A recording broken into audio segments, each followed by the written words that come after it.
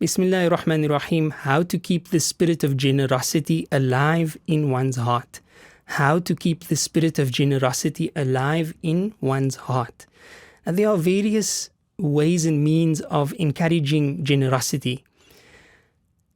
My favorite Ramadan hadith and my favorite Ramadan lesson, or lessons I should say, are contained in the hadith of Jibreel alayhi salatu wasalam that we've mentioned earlier on, or rather the hadith that speaks about the practice of the Prophet sallallahu alaihi wasallam, who kept the company of Sayyidina Jibreel alayhi salatu wasalam, and every night in Ramadan they would study the Quran between one another.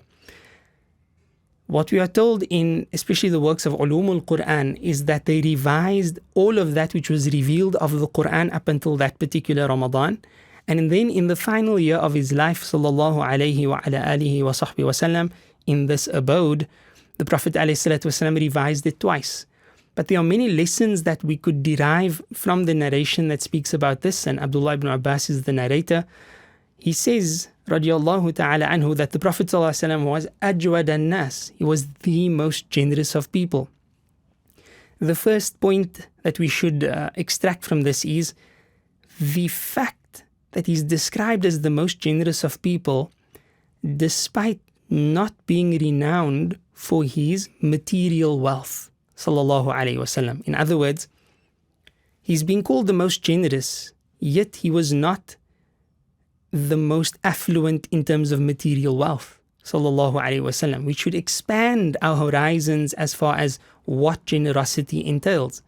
Generosity is not just about giving, material wealth or food or clothing and the like, but it is about giving of yourself. It is about giving of your time. It is about freely giving kindness.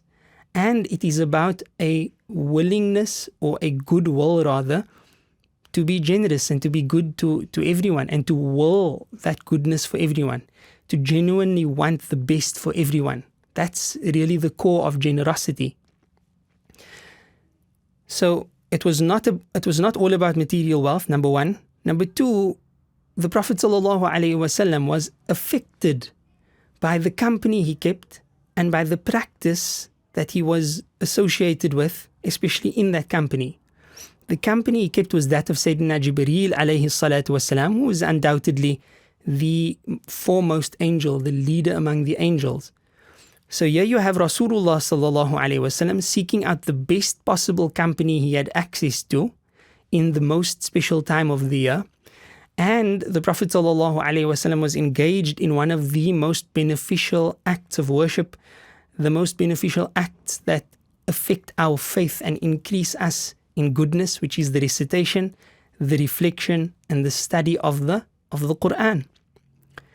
As a result, the Prophet ﷺ became the most generous that he ever was, to the point that his generosity was described as being like a rain-bringing wind.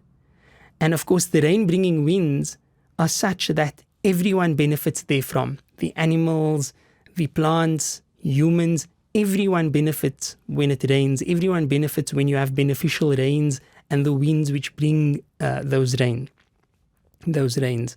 So, as Imam Nawawi rahimahullah ta'ala comments on this hadith in Riyadus Salihin and elsewhere, there are many lessons to be derived from this. But in relation to our question, how do you maintain this feeling of generosity? How do you maintain our generous spirit outside of Ramadan? If you follow the same protocol, if you follow the same steps that the Prophet Muhammad ﷺ followed, you would, inshallah ta'ala, find the same results. And that is, find the best of company, keep yourself engaged in the best of practices, namely the recitation and study of the Quran and Islam in general. And then number three, allowing those acts of piety or that build-up of taqwa to affect every aspect of your life, to the point where your willingness, or rather not your willingness, but your goodwill for others is so apparent that it benefits everyone around you and everything around you. And bi'idhnillahi ta'ala, by implementing this, you would find that giving becomes easier, because you always will goodness for those around you. And Allah subhanahu wa ta'ala knows best. La ilaha illallah Muhammad Muhammad Rasulullah.